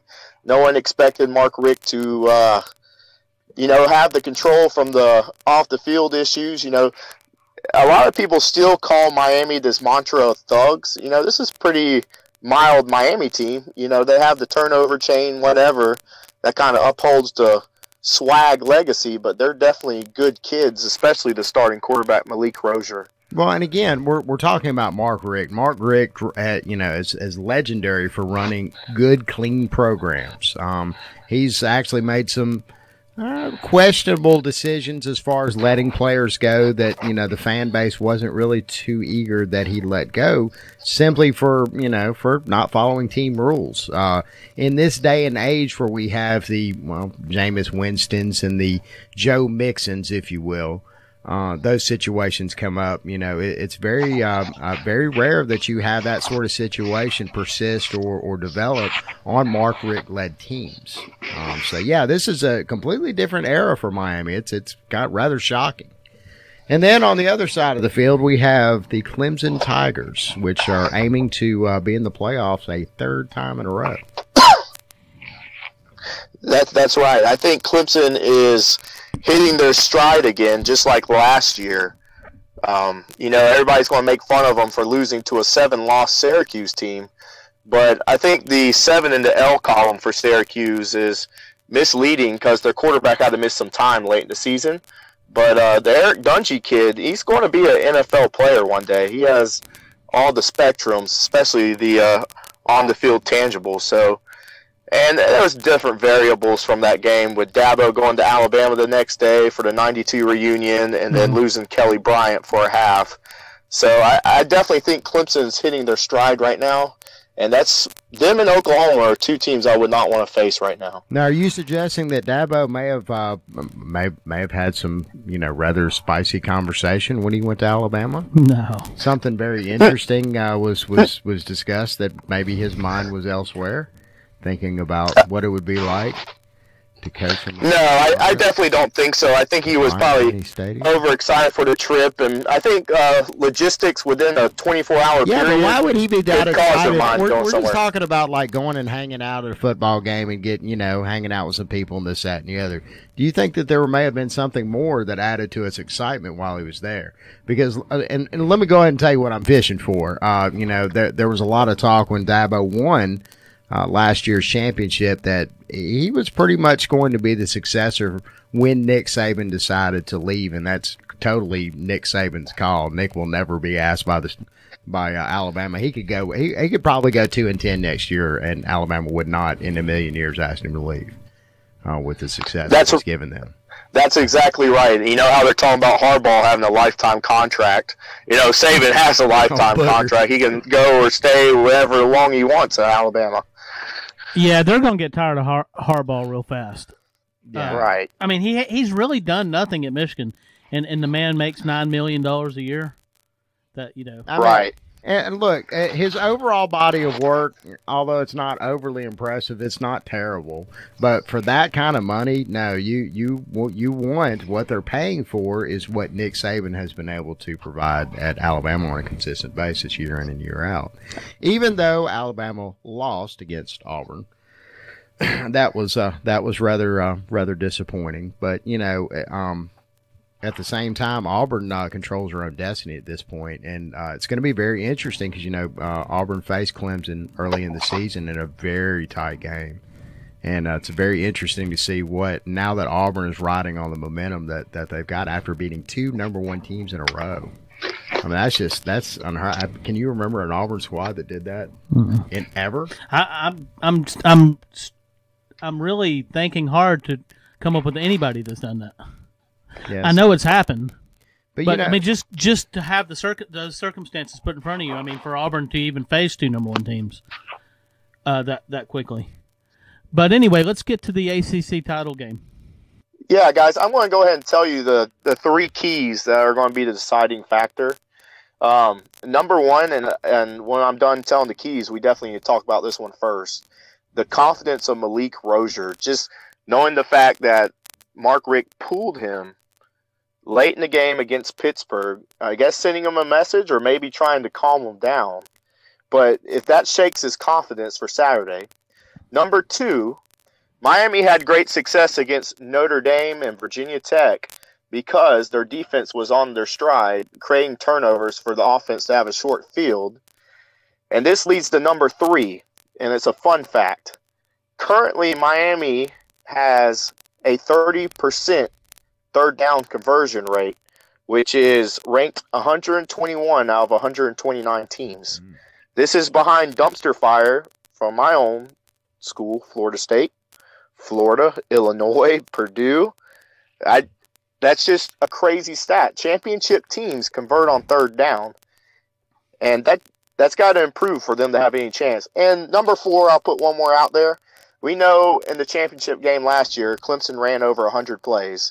Against South Carolina yesterday, with being able to take their foot off the gas pedal, they ran 83 plays. Miami hasn't played anyone that puts the tempo like Clemson does. So it's going to be interesting to see how they handle that in 1 week of preparation. Yeah, you're right. And there's not too many teams that throw it on you like Clemson does. No, and another thing, Kelly, like I said, Clemson's hitting their stride.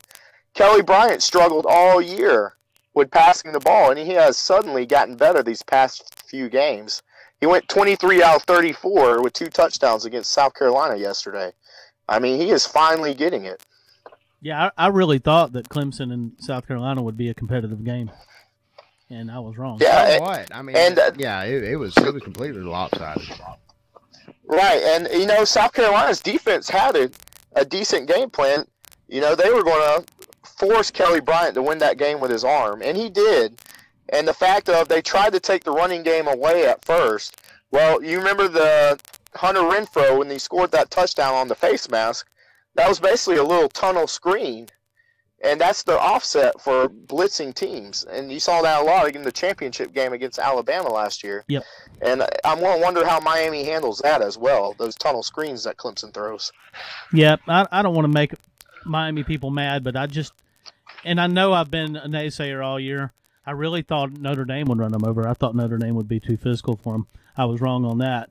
But I don't think they handle Clemson. I really don't think this game goes down to the wire. I don't either. Yeah, I like Clemson by, I don't want to sound anti-Miami here, but I'm thinking 17 to 21 points. I am. I think if the only way I think Miami stands a chance in this is they force Clemson to turn the ball over and help their offense out. Yep. Turnovers can make that kind of difference, but I don't see it. Clemson's playing great ball right now. I don't think anybody can beat Clemson right now unless it would be Oklahoma. I agree with that. At a neutral site, that is. I agree. And the legend of Brent Venables just continues to grow, the defensive coordinator for Clemson. He just puts together such masterpieces against these teams. Smacking Off invites you to join us on the podcast. If you have an opinion on an upcoming game, some commentary on your conference, or want to roll with one of your fellow smackers on air, hit us up. You can message us at the Smacking Off or X's and O's Facebook pages, email me at maddenshannon@toothfairy.com, or call us on the Smack line, 304-508-BAIT. And as always, fuck your team.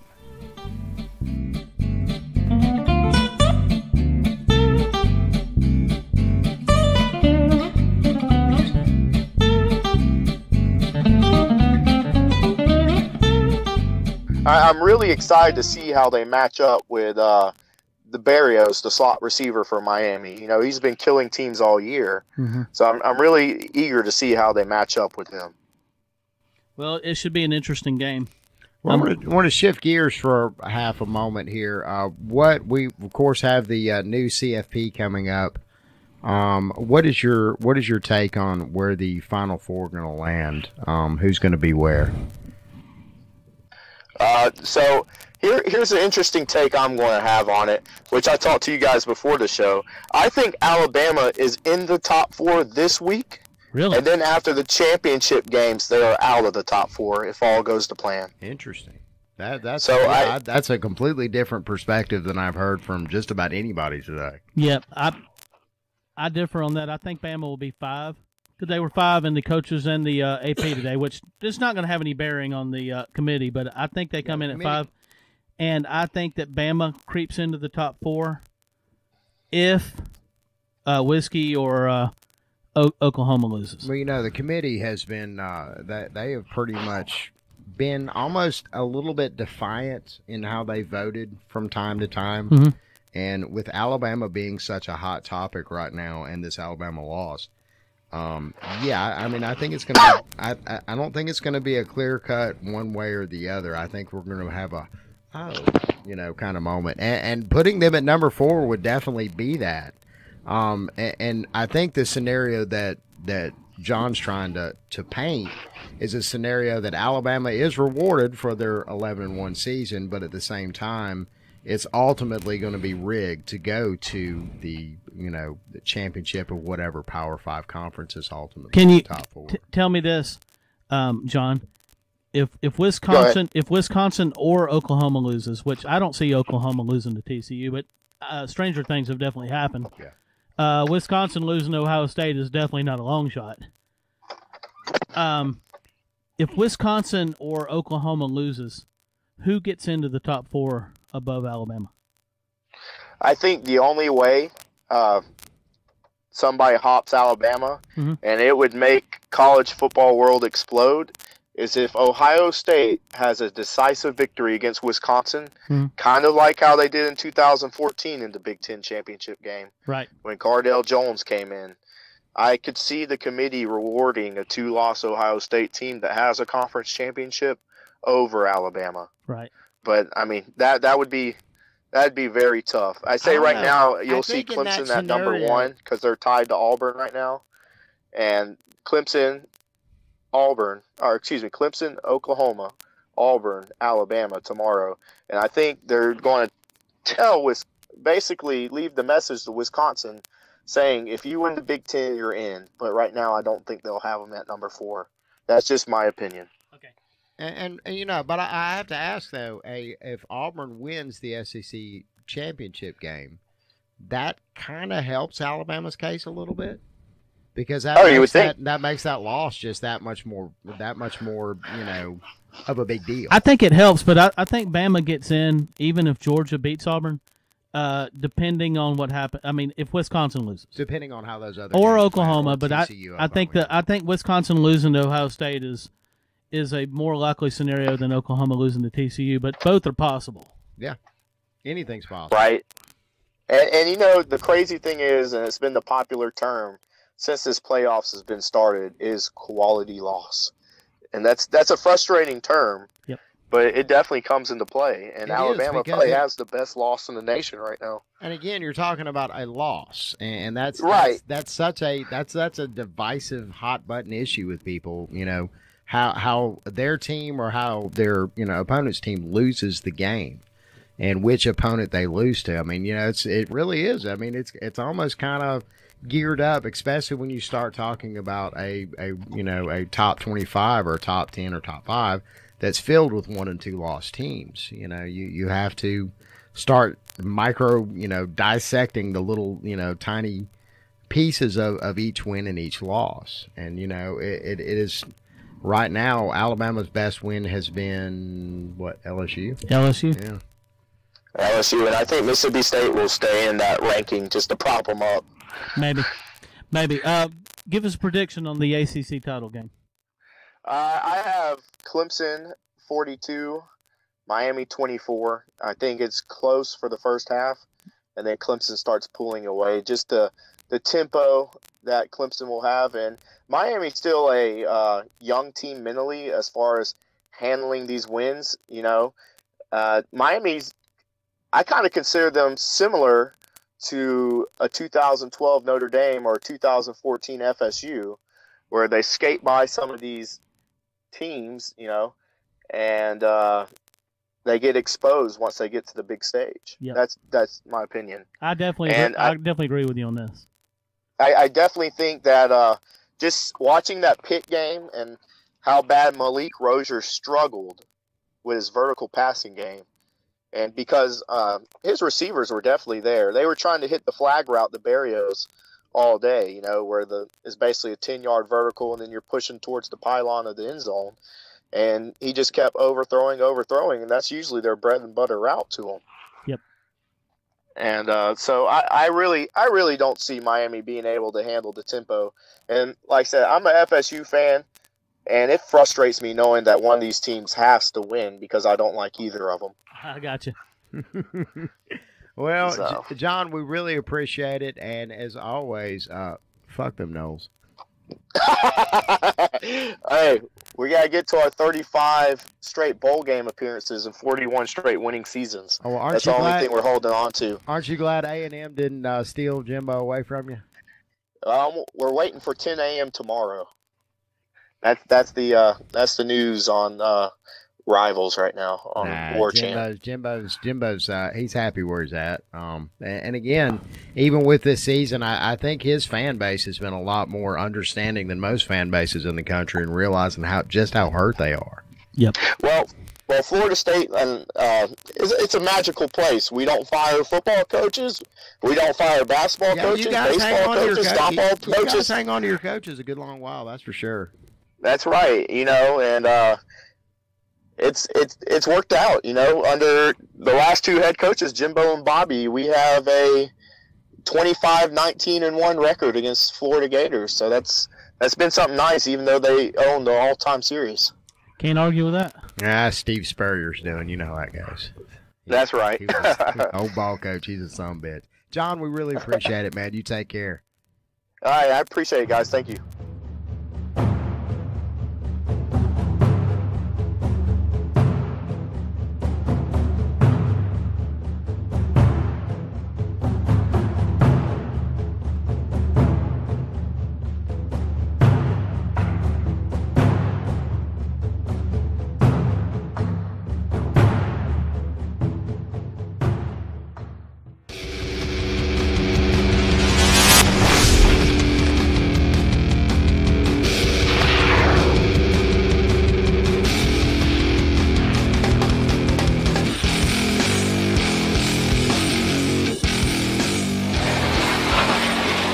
This segment has been condensed to an abbreviated version of the original segment. Go to our Smacking Off YouTube page to view the entire segment.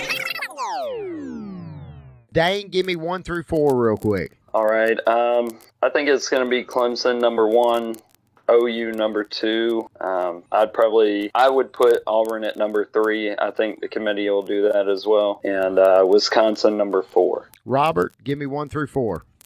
I've got Clemson 1, Oklahoma 2, Wisconsin 3. I believe that Wisconsin's going to shock some people, and they're going to show you that if you hold the ball, you can't score. And then I got Auburn number 4. Timothy, give me 1 through 4. I got number 1, Oklahoma. It's really a toss-up between them and Clemson. Really like resumes. Interchangeable, yeah, you're right. Interchangeable, but you're going to go with Okie, aren't you? Yeah, of course. 2, I think that they've proven that they're the best team over the last 5 or 6 weeks compared to Clemson. I think so, yeah. 2, Clemson. What they've done up to this point, worth noting. Number 3, I think they'll go Auburn, even though they probably should go Wisconsin there, out of a respect thing for being 12-0. 4, they'll go Wisconsin. I think 5 will be Alabama. Okay. Absolutely. Excellent. And Eric? All right, number 1, I go with Oklahoma because I feel like the Iowa State loss is better than the Syracuse loss. Number 2, I'll go with Clemson. Number 3, I'll go with Auburn. Number 4, I'll go with Wisconsin. But honestly, I would not be surprised if Wisconsin and Auburn switched. Like they said, because of the undefeated record. Also, I have Alabama at number 5. So don't be surprised if Alabama slips in there when all this is said and done. Excellent. Fellas, this has been an absolutely wonderful conversation, and I look forward to talking to each and every one of you come next week. We're going to do one more of these, and we're going to do it right after the final. I don't think we're going to do it tomorrow night. I think we're going to save our reaction till the last poll, which is going to be on Sunday after the championship games. All right, that sounds good. Hey, good luck to you on y'all's respective championship games, to all of y'all. Okay. So, yeah, good luck to. Thank you very much. Hey, Bama is guaranteed. I'm going to guarantee that Bama doesn't lose this weekend. Good luck to Florida State. Yeah.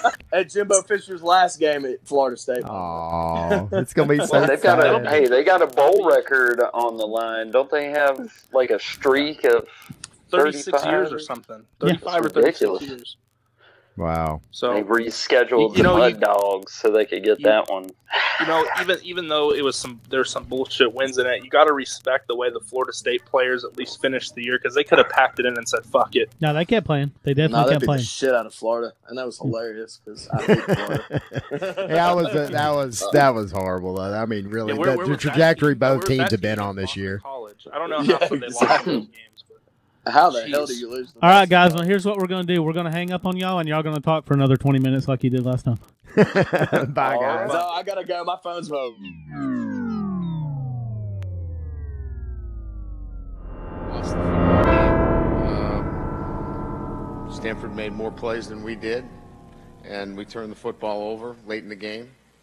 And each game that we've lost this year, we've turned the football over against quality opposition, against good football First of all, we got to give a lot of credit to Pitt. They did a great job today. Coach Narduzzi and his team did a super job. Those kids fought hard and played a great game. Fans that were here supported them, and those guys gave them something to cheer about, and got to give them credit for what they did. Been able to accomplish this year and winning 11 games. I don't think we played our best game today, but you got to give a lot of credit to Auburn. They played very well. I think one of the biggest differences in the game was third down. We could not get off the field on third down. That allowed them to.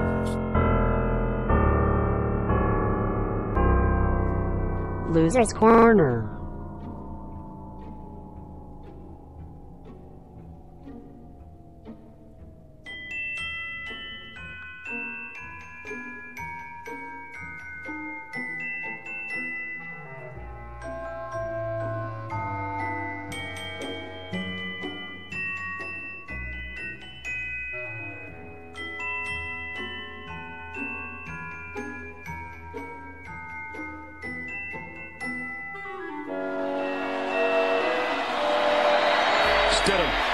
Hit by Key.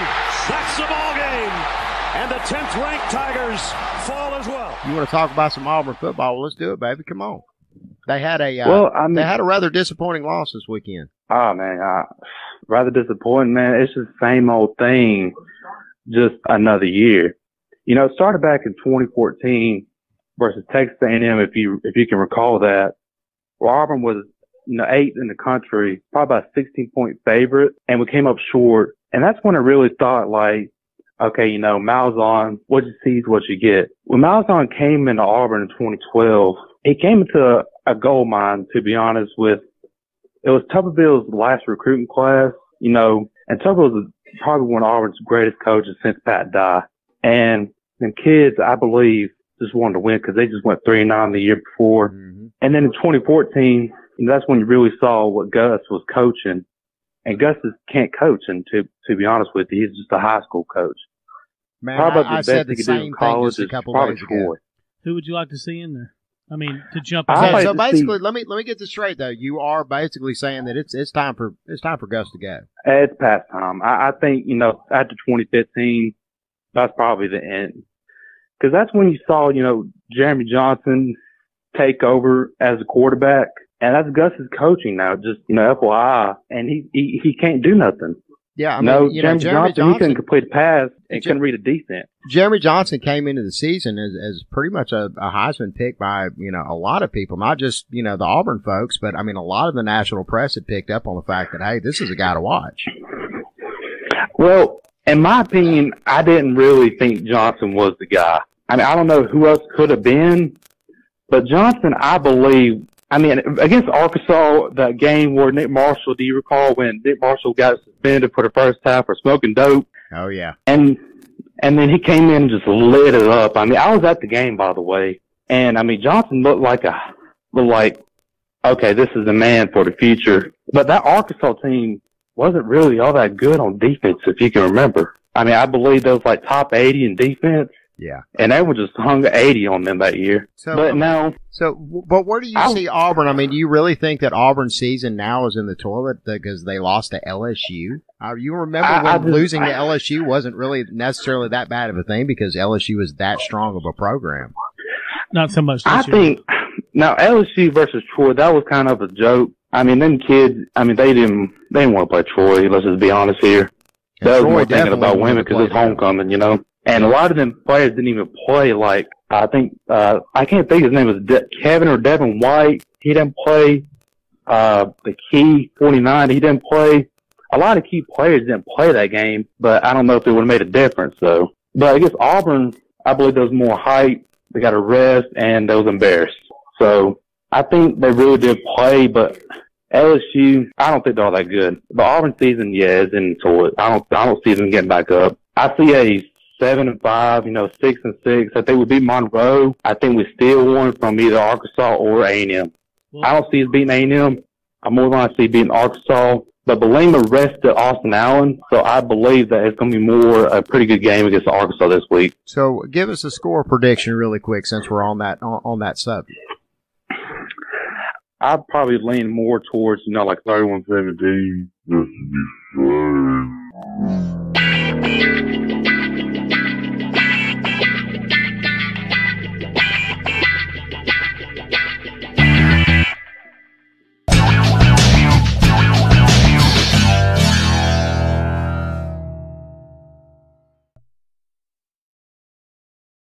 Please subscribe to our YouTube channel by clicking the smacking off icon in the middle of the page. Click the link at the bottom of the page for last week's episode.